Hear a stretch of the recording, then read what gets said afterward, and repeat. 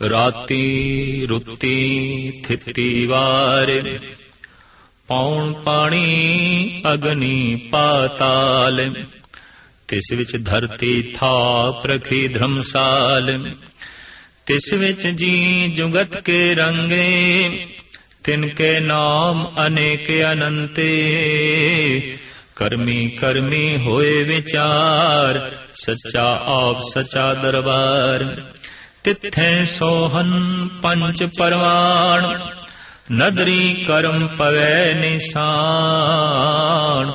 ਕਛ ਪਕਾਈ ਉਥੈ ਪਾਏ, ਨਾਨਕ ਗਿਆ ਜਾਪੇ ਜਾਏ। ਜਪਜੀ ਸਾਹਿਬ ਵਿੱਚ ਆਏ ਪੰਜ ਖੰਡ ਅਧਿਆਤਮਕ ਮੰਡਲ ਦੀਆਂ ਪੰਜ ਅਵਸਥਾ ਨੇ। ਚਾਰ ਅਵਸਥਾ ਪੜਾਅ ਨੇ ਤੇ ਪੰਜਵੀਂ ਅਵਸਥਾ ਮੰਜ਼ਿਲੇ ਮਕਸੂਦ ਹੈ, ਤੇ ਪੰਜਵੀਂ ਅਵਸਥਾ ਨੂੰ ਗੁਰੂ ਨਾਨਕ ਦੇਵ ਜੀ ਮਹਾਰਾਜ ਨੇ ਸੱਚਖੰਡ ਆਖਿਆ ਹੈ। ਸੱਚਖੰਡ ਵਸੇ ਨਿਰੰਕਾਰ, ਜਿੱਥੇ ਮਨੁੱਖ ਨਿਰੰਕਾਰ ਦੇ ਚਾਹੁੰਦਾ ਹੈ ਤੇ ਨਿਰੰਕਾਰ ਮਨੁੱਖ ਦੇ ਚਾਹੁੰਦਾ ਹੈ। ਆਖਿਰ ਹਰ ਮਾਰਗ ਦੇ ਕੁਛ ਨਾ ਕੁਛ ਪੜਾਅ ਹੁੰਦੇ ਨੇ। ਹਰ ਮਾਰਗ ਕਿਸੇ ਥਾਂ ਤੋਂ ਸ਼ੁਰੂ ਹੁੰਦਾ ਹੈ ਤੇ ਕਿਸੇ ਥਾਂ ਤੇ ਉਸ ਦਾ ਅੰਤ ਹੁੰਦਾ ਹੈ। ਜਗਤ ਦੇ ਰਹਿਬਰੀ ਪੁਰਸ਼ਾਂ ਨੇ ਮਨੁੱਖ ਦੀ ਸੁਰਤ ਦੇ ਜੋ ਪੜਾਅ ਗਿਣੇ ਮਿੱਥੇ ਨੇ, ਉਹਨਾਂ ਸੰਬੰਧੀ ਜਾਣਕਾਰੀ ਸਾਹਿਬ ਸ੍ਰੀ ਗੁਰੂ ਨਾਨਕ ਦੇਵ ਜੀ ਮਹਾਰਾਜ ਆਪਣੀ ਇਸ ਪਾਵਨ ਰਚਨਾ ਵਿੱਚ ਕਰਾਉਂਦੇ ਨੇ। ਔਰ ਇਤਨੀ ਗੱਲ ਸਪਸ਼ਟ ਹੈ ਕਿ ਮਾਰਗ ਸੁਰਤ ਦਾ ਹੈ, ਮਾਰਗ ਧਿਆਨ ਦਾ ਹੈ, ਮਾਰਗ ਸਰੀਰ ਦਾ ਨਹੀਂ ਹੈ। ਇਸ ਮਾਰਗ ਤੇ ਸਰੀਰ ਨੇ ਨਹੀਂ ਚੱਲਣਾ, ਇਸ ਮਾਰਗ ਤੇ ਸੁਰਤ ਨੇ ਚੱਲਣਾ ਹੈ। ਇਸ ਮਾਰਗ ਤੇ ਤਨ ਨੇ ਨਹੀਂ ਚੱਲਣਾ, ਇਸ ਮਾਰਗ ਤੇ ਮਨ ਨੇ ਚੱਲਣਾ ਹੈ। ਇਸ ਵਾਸਤੇ ਧਰਮ ਦੀ ਸਮੁੱਚੀ ਸਾਧਨਾ ਮਨ ਦੀ ਸਾਧਨਾ ਹੈ, ਨਾ ਕਿ ਤਨ ਦੀ ਸਾਧਨਾ ਹੈ। ਸੁਰਤ ਦੀ ਸਾਧਨਾ ਹੈ, ਨਾ ਕਿ ਸਰੀਰ ਦੀ ਸਾਧਨਾ ਹੈ।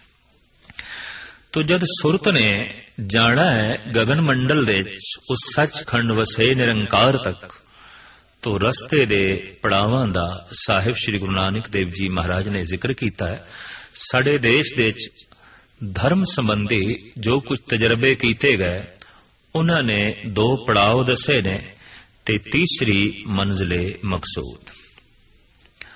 ਉਪਨਿਸ਼ਦਾਂ ਦੇ ਰਿਸ਼ੀ ਪਹਿਲੇ ਪੜਾਅ ਨੂੰ ਕਹਿੰਦੇ ਰਹੇ ਨੇ ਕਰਮ ਕਾਂਡ, ਔਰ ਦੂਸਰੇ ਨੂੰ ਕਹਿੰਦੇ ਰਹੇ ਨੇ ਉਪਾਸ਼ਨਾ ਕਾਂਡ, ਔਰ ਤੀਸਰੀ ਮੰਜ਼ਿਲੇ ਮਕਸੂਦ ਹੈ, ਟਿਕਾਣਾ ਹੈ, ਅਸਥਾਨ ਹੈ, ਜਿਹਨੂੰ ਉਹਨਾਂ ਨੇ ਆਖਿਆ ਗਿਆਨ ਕਾਂਡ।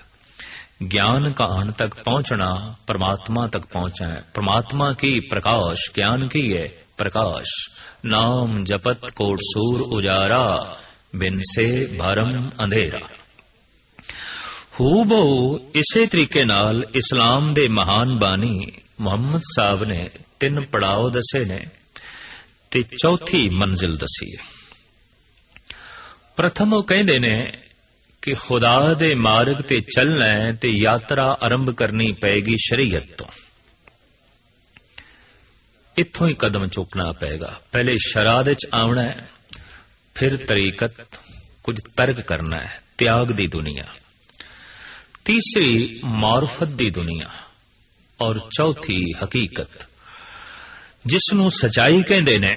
ਉਹਨੂੰ ਅਰਬੀ ਦੇ ਵਿੱਚ ਕਹਿੰਦੇ ਨੇ ਹਕੀਕਤ, ਹੱਕ, ਸੱਚ, ਹਕੀਕਤ, ਸਚਾਈ।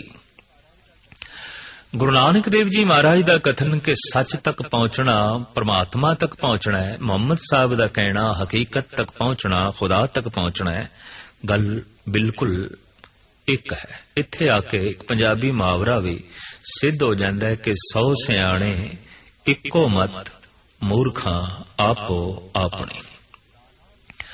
ਸਿਆਣਿਆਂ ਨੇ, ਦਾਨਾ ਪੁਰਸ਼ਾਂ ਨੇ ਹਮੇਸ਼ਾ ਉਹੀ ਗੱਲ ਕਰਨੀ ਹੈ ਜਿਹਦੀ ਬੁਨਿਆਦ ਸੱਚ ਆਉਂਦੀ ਹੈ, ਜਿਹਦੇ 'ਚ ਉਛਾਲ, ਸੁਗੰਧੀ ਗੁਣ ਸੱਚ ਦੇ ਹੀ ਹੁੰਦੇ ਨੇ। ਤੋ ਸੱਚ ਤੱਕ ਪਹੁੰਚਣਾ, ਖੁਦਾ ਤੱਕ ਪਹੁੰਚਣਾ ਹੈ, ਸੱਚ ਤੱਕ ਪਹੁੰਚਣਾ, ਪਰਮਾਤਮਾ ਤੱਕ ਪਹੁੰਚਣਾ ਹੈ। ਇਸ ਵਾਸਤੇ ਜਿੱਥੇ ਬੈਠ ਕੇ ਸੱਤ ਦਾ ਚਿੰਤਨ ਹੋਵੇ, ਸੱਤ ਦਾ ਧਿਆਨ ਜੋੜਿਆ ਜਾਏ, उस अस्थान नूं कहंदे ने सत संग। उन्हां बंदियां दा इकट्ठ जो सत दी संगत करन आए ने, सत दी तलाश करन आए ने, ते जिहदा सत नाल संबंध हो जांदा है उहनूं कहंदे ने सत संगी। इह ते सत दा संगी हो गया। और सत दा संगी हो जाना परम शक्ति दा संगी, मूल दा संगी। और इंज कह लो उन्होंने सब तो वड्डा मित्र मिल गया है जिहदे समान होर कोई भी नहीं। तो साहिब श्री गुरु नानक देव जी महाराज ने 4 पड़ाव दसे ने, 5वीं मंजिले मकसूद। जिस तरह 2 पड़ाव ते तीसरी मंजिल साडे देश दे प्राचीन सनातनी ऋषियां ने दसे ने, कर्म कांड, उपासना कांड ते फिर ज्ञान कांड। कर्म कांड शरीर ने करना है, उपासना कांड मन ने करना है, ज्ञान कांड फल है। इंज कह लो कर्म कांड बीज है, उपासना कांड शाखा ने, ते ज्ञान कांड फल है। कर्म दा फल ही है ज्ञान। गुरु ग्रंथ साहब जी महाराज दी बाणी, ज्ञाने कारण कर्म अभ्यास, ज्ञान भया तब कर्मे नाश। फल कारण फूली बन राय, फल पाका तब फूल विलाए।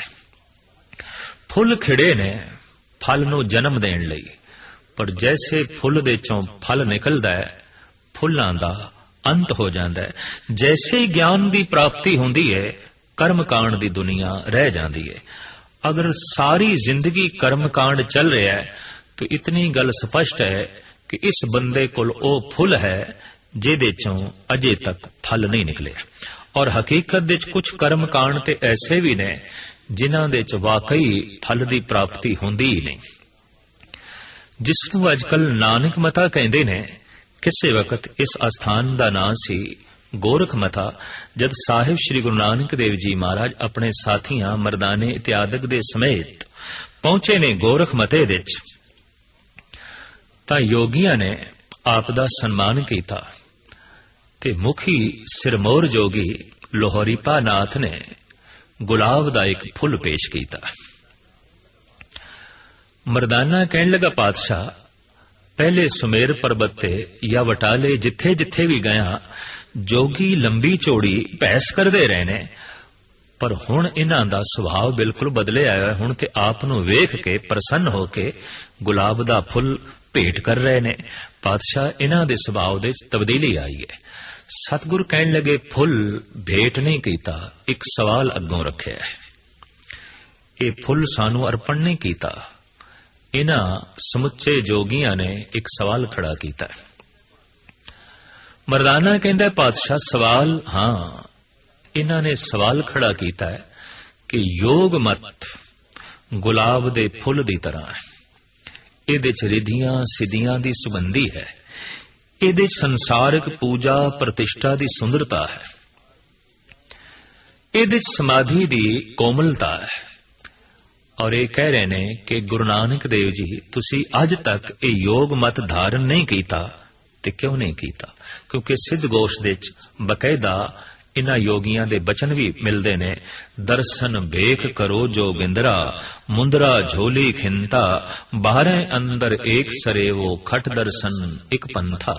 जोगी सारे दे सारे कहंदे ने गुरु नानक देव जी महाराज नूं, अगर तुसी जोगी बन जाओ, मुंदरा धारण कर लो, झोली पहन लो, खिंता धारण कर लो, तो असी थानू जोगियां दा जोगिंदरा बना देंगे, भावनाथ बना देंगे, सारे ही थोड़ी ताबिया दे जो है रहणगे। ये सिद्ध गोश दे आए सिद्धां दे बचन जो साहिब श्री गुरु नानक देव जी महाराज ने कलम बंद कीते ने। तो मर्दाने नूं कहंदे ने, नहीं मर्दानिया ये भेट नहीं कीता, ये ते कह रहे ने तुसी हुण तक जोगी क्यों नहीं बने। गुरु नानक देव जी महाराज ने ओ फुल जोगियां नूं वापस कीता। आखिया ये फुल कोमल है, इस फुल दे सुगंधी भी है, ये फुल सुंदर भी है, पर नानक उस फुल दा पुजारी है जिस फुल दे चों फल भी निकले। ये फुल खूबसूरत जरूर है, पर किसी खूबसूरत ते मिठे फल नूं नहीं जन्म देंदा। गुरु नानक नूं केवल रिद्धि सिद्धि ते संसार दी पूजा प्रतिष्ठा नहीं चाहिदी, गुरु नानक नूं नाम दा फल चाहिदा है। मैं जिंदगी दा आधार ਕੇਵਲ ਨਾਮ ਨੂੰ ਹੀ ਸਮਝਦਾ। ਤੇ ਜਿਸ ਕਰਮ ਦੇ ਵਿੱਚ ਨਾਮ ਰਸ ਨਹੀਂ, ਮੇਰੇ ਲਈ ਉਹ ਫੁੱਲ ਹੈ ਜਿਹਦੇ 'ਚ ਕੋਈ ਫਲ ਹੀ ਨਹੀਂ। ਤੇ ਮੈਨੂੰ ਇਸ ਤਰ੍ਹਾਂ ਦੇ ਫੁੱਲ ਨਹੀਂ ਚਾਹੀਦੇ ਜਿਨ੍ਹਾਂ ਫੁੱਲਾਂ ਦੇ 'ਚ ਫਲ ਨਹੀਂ ਹੈ। ਤੋ ਯੋਗੀ ਖਾਮੋਸ਼ ਹੋਏ। ਸਾਹਿਬ ਸ੍ਰੀ ਗੁਰੂ ਨਾਨਕ ਦੇਵ ਜੀ ਮਹਾਰਾਜ ਨੇ ਬਕਾਇਦਾ ਫਰਮਾਨ ਕੀਤਾ ਵੀ ਕਰਮ ਵੀ ਉਹ ਕਰਨਾ ਹੈ ਜਿਸ ਕਰਮ ਦੇ ਬੀਜ ਦੇ ਚੋਂ ਗਿਆਨ ਨਿਕਲੇ। ਜਿਸ ਕਰਮ ਦਾ ਧਰਮ ਨਾਲ ਸੰਬੰਧ ਨਹੀਂ, ਉਹ ਕਰਮ ਪਾਖੰਡ ਹੈ। जैसे गुरु अर्जन देव जी महाराज फरमान करते ने, कर्म धर्म पाखंड जो दिसे तिन जम जागाती लूटे, निर्वाण कीर्तन गाओ करते का निमक सिमरत जित छूटे। हुण जगत ते यही उपदेश दिता जाता है, ऐ संसारियो कर्म धर्म करो, कर्म धर्म करो। ते गुरु अर्जन देव जी महाराज कहते ने, फोकट कर्म ਉਹ कर्म जिन्हां दे च ज्ञान नहीं, जिस कर्म दे च प्रभु दी भगती नहीं, जिस कर्म दे च नाम दा रस नहीं, ओ बीज ओ कर्म फोका है, फोकट है। कर्म धर्म पाखंड जो दिसे, इते पाखंड है, खंडित करेगा मन नू। दरअसल कर्म कांड ओही ठीक है जो मन नू अखंड करे, मन नू एक करे। ते जिस कर्म दे करदियां ही पाखंड खंड खंड दे जीवना है, टुकड़ियां टुकड़ियां दे जीवना है। साहिब कहंदे ने ये ओ कर्म ने जिन्हां दे चों ज्ञान दा फल नाम दा रस निकलदा ही नहीं, लिहाजा ये कर्म कांड पाखंड है। साहिब गुरु गोबिंद सिंह जी महाराज दा भी फरमान है, केवल कर्म भरम से चीनो, धर्म कर्म अनरागो। भी चिंतन करदे हो ऐ परमात्मा दे पुजारी हो, केवल उन्हां कर्मां दे आसरे ते जिहड़े कर्म भरम ते खड़े ने। भाव जिस कर्म दे चों भी भरम निकलदा है, जिस कर्म दे चों ज्ञान नहीं निकलदा, जिस कर्म दे चों भगती रस नहीं निकलदा। तो साहिब श्री गुरु नानक देव जी महाराज ने 4 पड़ाव दसे ने ते 5वीं मंजिल दसी है। प्रथम आप कहने धर्म खंड, दूसरा ज्ञान खंड, तीसरा शर्म खंड, चौथा कर्म खंड ते 5वां सच खंड, जो पड़ाव है जिथे तक मनुख दे मन ने, मनुख दे ध्यान ने, मनुख दी सुरत ने पहुंचना है। यात्रा आरंभ करनी पेगी धर्म खंड तो, पर हुण कोई मनुख यात्रा आरंभ कर चुका है ते वाकई वो धर्म खंडी है, पहचान किस तरह होगी? दरअसल गुरु नानक दी सारी शिक्षा दीक्षा धर्म दी मन प्रति है। और साहब ऐसा भी कहते हैं कि धार्मिक दिखाई दे जाना ये तो एक श्रृंगार है, ये तो कोई भी किसी तरह का श्रृंगार करके धार्मिक दिखाई दे सकता है, पर धार्मिक हो जाना एक बहुत वड्डी साधना है, एक बहुत वड्डी तपस्या है, एक बहुत वड्डी मेहनत है। साहब आप भी कहते होते मुशक्कत है, जिन्नी नाम ध्याया गए मुशक्कत घाल। बड़ी भारी मेहनत है, बड़ी जो है करड़ी मुशक्कत है। तो इसी तरीके नाल इस्लाम दे पहले पड़ाव की पहचान हो जाती है भी शरह दे आया है, और उपनिषदां दे ऋषियां दे मुताबिक जो कर्म कांड दे आया उन्हें यात्रा आरंभ कर दी।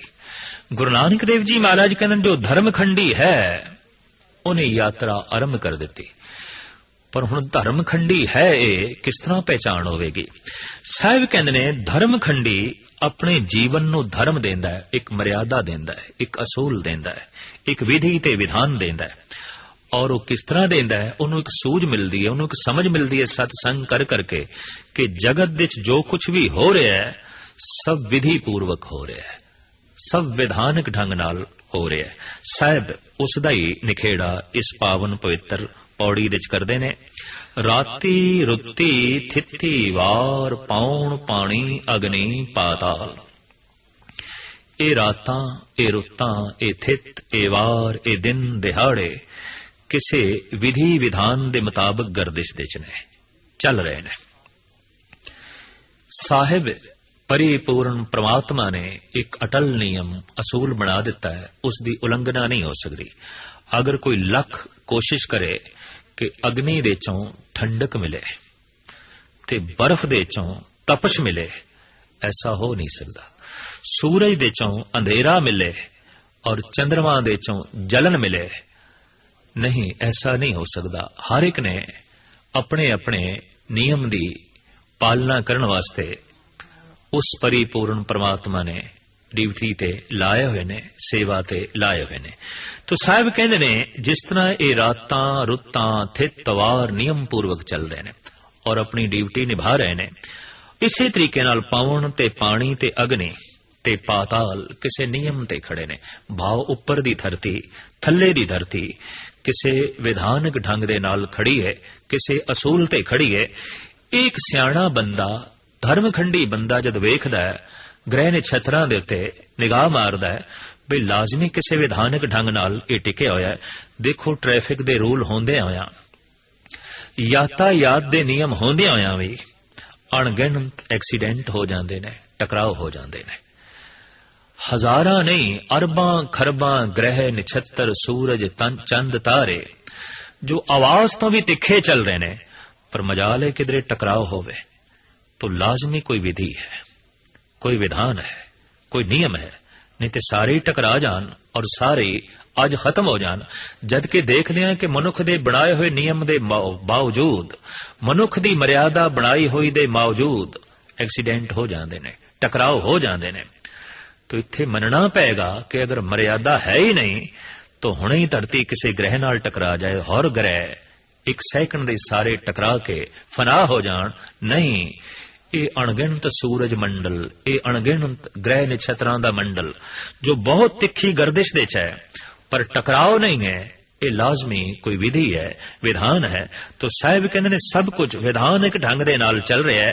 तिस विच धरती थाप रखी धर्मसाल, पौण दे च, पानी दे च, अग्नि दे च, पाताल दे च और रातां रुत्तां थित्तां वारां दे च उस परिपूर्ण परमात्मा ने जीवां दे धर्म कमाण लई ये धरती बना के रखी है।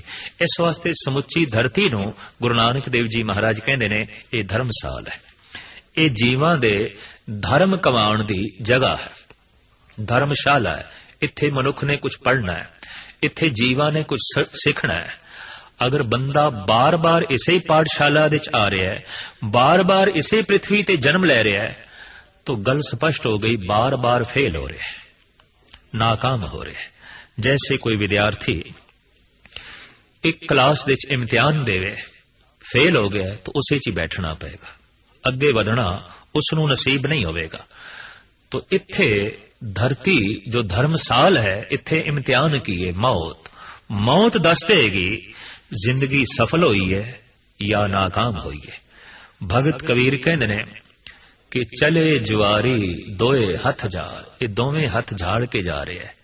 मौत दस रही है, जिंदगी खाली रही, जीवन खाली रहा, कुछ भी नहीं है। तो मौत इम्तिहान है। अगर मौत आ रही है, मनुख दुखी है, बेचैन है, मोह वद्दा जा रहा है, संताप वद्दा जा रहा है, तो गल स्पष्ट हुई, इस जीवन तो उच्चा जीवन इसनू नहीं मिले, इस संसार तो कोई उच्ची दुनिया इसनू उपलब्ध नहीं हो सकी। इस वास्ते ये इसे ही संसार दे च रहेगा। मनुख नू उतने चिर तक इसे ही संसार दे च रहना पैंदा है जितने चिर तक इस संसार तो उच्ची दुनिया लभदी नहीं। जितने चिर तक विद्यार्थी उच्ची क्लास दे च ना जाए, कामयाब ना होवे, उन्होंने नीवी क्लास दे च रहना ही पैंदा है। बार बार इस धरती ते आवना इस गल दा सबूत है कि मनुख बार बार फेल होंदा रहा है। भगत कबीर कहंदे ने बहुते फेर भय किरपन को अब किछ किरपा कीजे।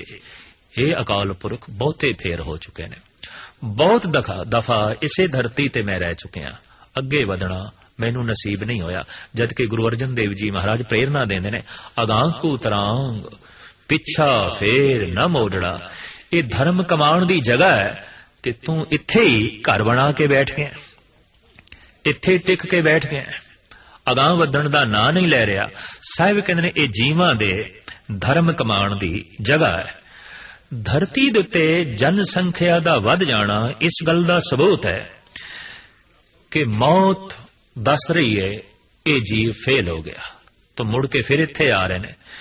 ते कुछ पशु जूना पशु तन नू त्याग के विकास करदियां होईयां मनुख बन रही ने, उन्होंने भी इस धरती ते विचरना है।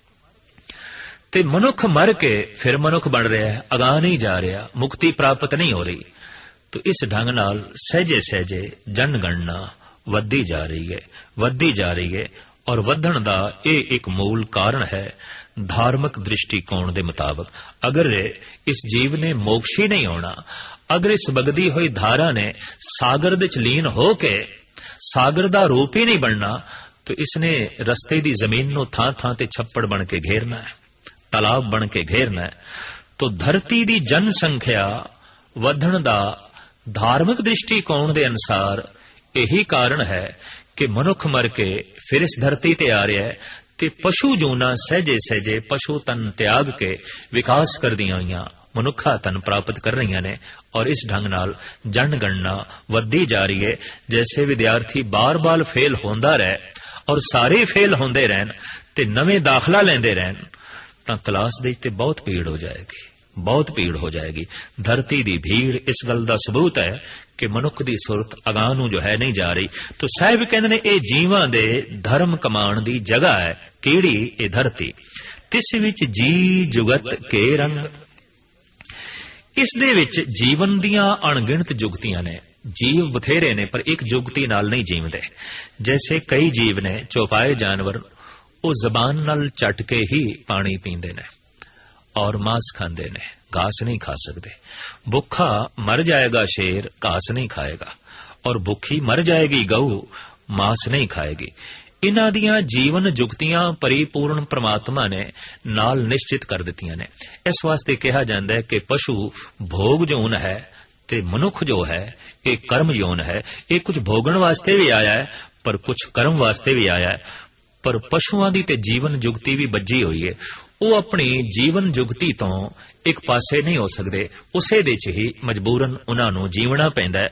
मनुख नूं अपनी जीवन जुगती स्वयं तलाश करनी पैंदी है। की पहनना है, की नहीं पहनना, कित्थे रहना है और किवें रहना है, की खाना है, की नहीं खाना।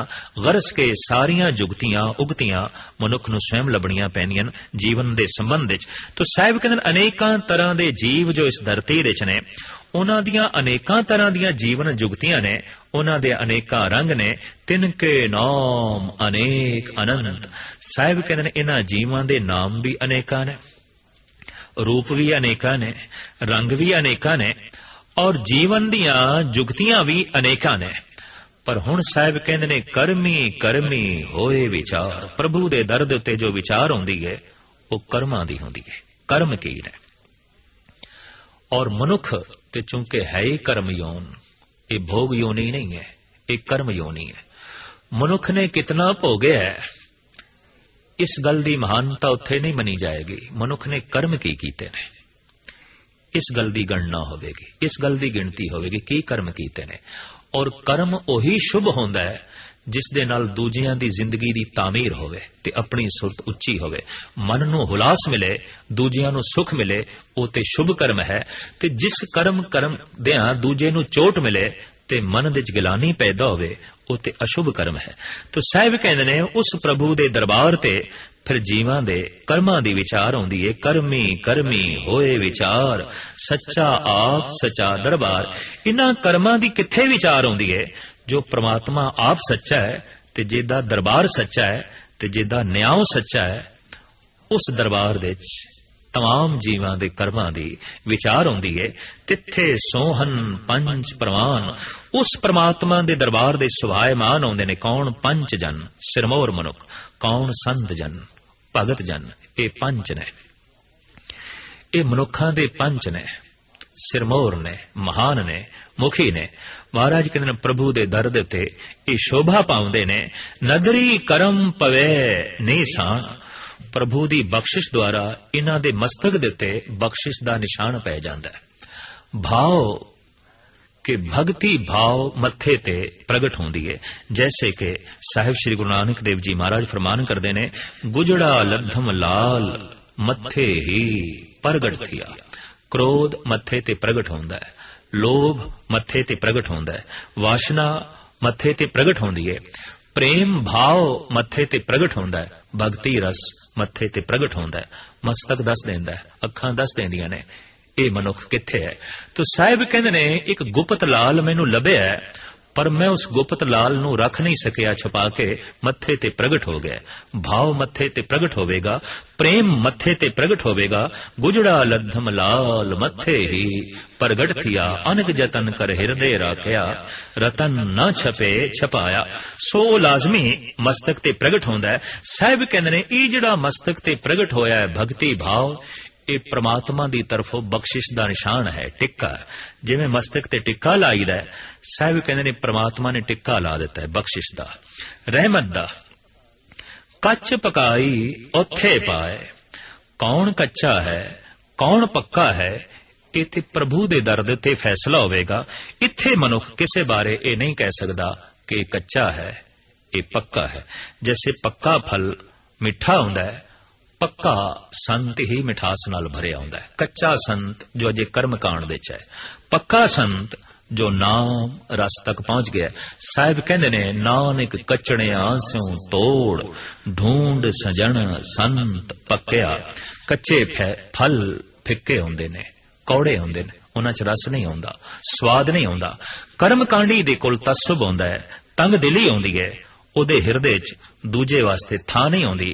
पर कर्म कांडी जद ज्ञान कांड तक पहुंचदा है, भगती रस तक पहुंचदा है, तो सारे संसार लई उहदा हिरदा खुल जांदा है। वो सारे ही द्वार खुले रखदा है, हर एक लई खुले रखदा है और हर एक नूं मित्र कहंदा है। साहिब कहंदे ने कौन कच्चा है कौन पक्का है, कौन संत है कौन असंत है, ये ते परमात्मा दे दर ते ही फैसला होवेगा। नानक गया जापे जाए, जिसने हुण मर के अगां जाना है ते पता चलना है कौन कच्चा है कौन पक्का है। इत्थे किसे बारे फैसला नहीं किया जा सकता। यह गल वखरी है कि कोई भी मर जाए असी उसनूं कहने ये स्वर्गवास हो गया। किसे एक मनुख लई भी ऐसा नहीं आख्या जाता ये नरकवास होया, यही आख्या जाता है स्वर्गवास होया। गुरमत विच कहंदे ने ये सचखंड पयाना कर गया है, भी ये सचखंड वासी हो गया है। तो सचखंड मर के नसीब नहीं होंदा। जो जीवदियां जी सचखंड तक उपलब्ध नहीं होया, उन्हों मरण तो बाद सचखंड नसीब नहीं हो सकता। बैणी कहे सुनोरे संतो, मरण मुकत किन पाई। हाँ मौत मरना ये जरूर दस देंदी है कि यह मनुख सचखंड दे च जीवे है कि झूठ खंड दे च जीवे है, यह मनुख नरक दे च जीवे है कि स्वर्ग दे च जीवे है। तो साहिब कहते धर्म खंड दी यह विचार है कि उस मनुख दी जिंदगी सारी विधानक होवेगी। उसका उठना बैठना खाना पीना सोना जागना पैना हता के हसना ते रोना सब विधानक होवेगा। उसदे उठण तो बैठण तो हसण तो रोण तो किसी नूं चोट नहीं पहुंचेगी, उहदे पहनण तो उहदे खाण पीण तो और उसदी दिन भर दी चर्या तो किसी नूं नुकसान नहीं पहुंचेगा। उहदी सारी दी सारी जिंदगी सिमटी हुई होवेगी, विधान दे च होवेगी। जैसे नदी दी धारा दो किनारियां दे बंधन दे च चलदी है, इस तरह उस मनुख दी जीवन धारा धर्म दे बंधन दे चलदी है, विधान दे बंधन दे चलदी है और किसी नूं हानि नहीं पहुंचाती। जिवें बनेरियां दी किनारियां दी उलंघना करके दरिया दे पानी दे च उछाल आ जाए ते ओह बहुत सारे कस्बियां नूं शहरां नूं ते खेतियां नूं तबाह कर देंदा है। इस तरह की गैर विधानक जिंदगी कईयां लई दुख दा बायस बनदी है, कलेश दा बायस बनदी है। साहिब कहंदे धर्म खंड दी ये पहचान है कि जप करदे होया उस मनुख नूं समझ आ गई है कि जिंदगी नूं मैं एक विधान देना है, जिंदगी नूं मैं एक धर्म देना है, जीवन नूं मैं एक असूल देना है। और असूल दे च जो जी रहा है, धर्म दे च जी रहा है, विधानक ढंग नाल जी रहा है और भगती कर रहा है, नाम जप रहा है, इस तरह के बंदे नूं कहंदे ने ये बंदा धर्म खंडी है। अगले खंड साहिब श्री गुरु नानक देव जी महाराज दसते ने ज्ञान सरम कर्म ते सच।